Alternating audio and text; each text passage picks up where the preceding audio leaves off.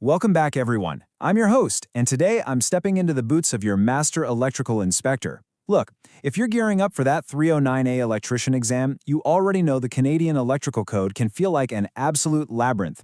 But hey, that's exactly why we're here. As an inspector, I see the exact same mistakes made time and time again, both out in the field and right here on these exams. So let's just dive right into this explainer. We're going to break down one of those classic high-pressure exam questions, the kind that's designed to test not just your math, but your ability to read the code critically. We're going to dismantle the whole thing piece by piece so you never get caught out. Let's get to work. Okay, so here's the scenario, laid out exactly as you might see it on test day. We're given a 127 kVA dry-type transformer with a 600-volt 3-phase primary and a 120/208-volt 3-phase 4-wire secondary without overcurrent protection. And the actual question? What is the maximum rating of circuit breaker that can be used to protect the primary? Your options are A, 150 amps, B, 175 amps, C, 450 amps, and D, 400 amps. Now, what's really interesting here is the exact wording. I need you to mentally highlight those absolutely crucial keywords right off the bat: dry-type transformer, the primary side, and the fact that we're sizing a circuit breaker. The exam writers are feeding you very specific clues here, and I promise you, missing even one of these details will lead you straight down the wrong path. We're about to tear into the code on this right now. But real quick, before we reveal the master plan to solve it, do us a huge favor and help us keep creating these structured explainers by hitting the like, share, and subscribe buttons. It literally takes a second, and it helps push more daily sample questions just like this straight to you. All right, let's find that answer. So the absolute most crucial point here is knowing exactly where to look in the Canadian electrical code. Because this is a low-voltage, dry-type transformer, and remember, 600 volts is safely under that 750-volt threshold, we've got to navigate directly to Rule 26-254. You see, the code specifically distinguishes between dry-type transformers and other types, like your dielectric liquid-filled ones. Why? Well, dry-type transformers usually just don't have the same overload capabilities. Because of that, the code dictates lower maximum overcurrent values for the dry types. This specific rule is our absolute holy grail for this calculation. Let's keep moving and see how this builds our strategy. Here is our battle plan, broken down into 3 straightforward steps. Listen, if you follow this structured approach, you honestly cannot fail. Step 1.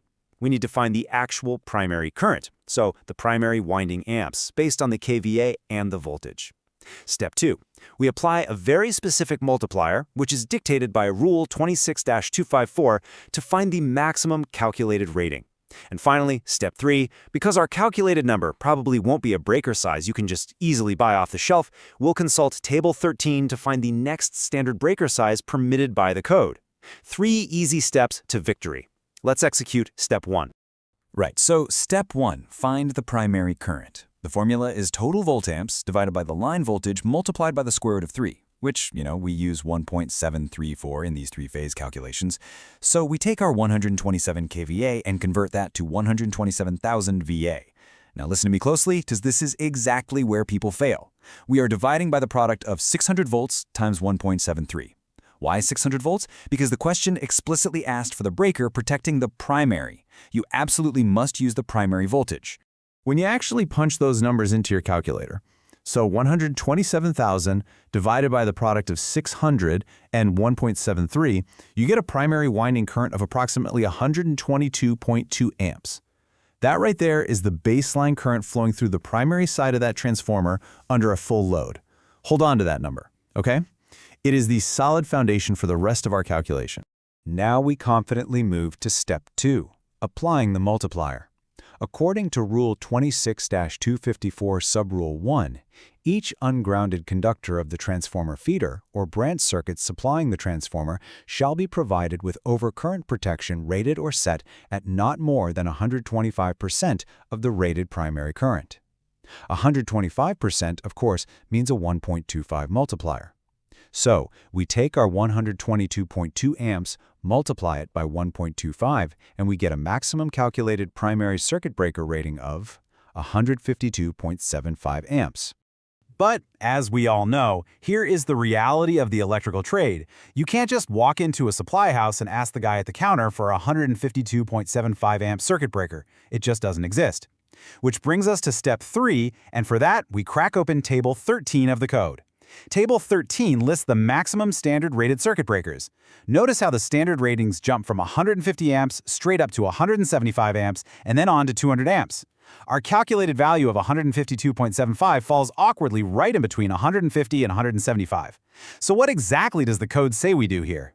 Well, Rule 26-254 Sub-Rule 3 gives us our answer. It explicitly states that where the 125% value does not correspond to a standard rating of an overcurrent device, the next higher standard rating is permitted. And the handbook tells us exactly why this matters.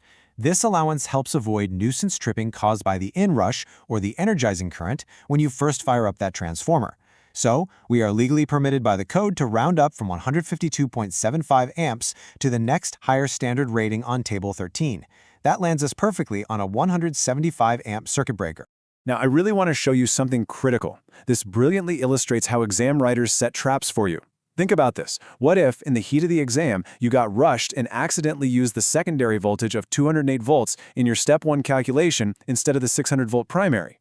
Well, 127,000 divided by the product of 208 and 1.73 gives you a massive 352.9 amps. You multiply that by your 1.25 rule, and you get 441.1 amps. You check Table 13, you round up, and boom, you land right on 450 amps. And wouldn't you know it, 450 amps is sitting right there as an option in the multiple choice answers, just waiting for you to fall for it. That calculation used the secondary voltage, not the primary voltage, making it entirely wrong for this specific question. Which brings me to my Master Inspector's pro tip. Honestly, the math is often the easy part. Reading comprehension is where they get you. Always, and I mean always, read carefully to distinguish between primary and secondary requirements. Whenever a question gives you both voltages, take a second and actually circle the word primary or secondary in the question text. Let that strictly dictate your formula. Please do not fall for the voltage trap when you're under pressure. So, returning to our original scenario, we've expertly navigated the code. We avoided that malicious 450 amp secondary voltage trap, and we properly followed the rules for dry-type transformers under 750 volts. We calculated our 152.75 amps, and we applied Rule 26-254 to confidently round up. Therefore, we can finally reveal that option B, 175 amps, is the absolute 100% correct answer. Getting licensed is all about mastering these structured steps so they become completely second nature. Don't leave your hard-earned license to chance. For full 309A prep courses, an in-depth breakdown of the CEC, and hundreds of practice examples, literally just like this one, you really need to head over to averdash.com. Grab that certificate of completion and prove you know your stuff. So I have to ask you, what other traps do you think are hiding in the code right now, just waiting to catch you off guard? Get it done right the first time. Keep studying, stay safe, and I'll see you out in the field. For more sample question, follow us.